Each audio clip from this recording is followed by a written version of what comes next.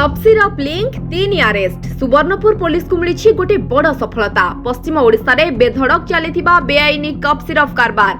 ए बेआईनी cup syrup कारबार रे आज सोनपुर पुलिस 3 जन को गिरफ्त करने सहित प्राय 640 बोतल कप सिरप जबत करिछि। ए घरोई बस को मध्य जबत करिछि सोनपुर पुलिस।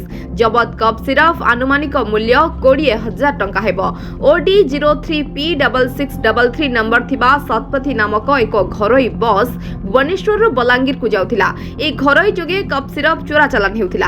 सोनपुर पुलिस खबर पाई बस उपरे चढ़ऊ करी ए कप सिरप को सबु जबत करिछि। मुख्य किनपिन धारा पड़ी नथिबा बेले बस रो ड्राइवर, कंडक्टर और क्लीनर को गिरफ्त करिछि पुलिस। गिरफ्त ड्राइवर ना कुलमणि साहू, कंडक्टर सर्वेश्वर प्रधान और क्लीनर लक्ष्मण बरगर्ती बोली जना पड़िछि। 3 जण बस स्टाफ को पुलिस गिरफ्त करी कोर्ट चालान करिछि। ए बेआईनी कप सिरप कारबार रे आउ किए किए अछंती सोनपुर पुलिस अनुसंधान जारी रखिछि।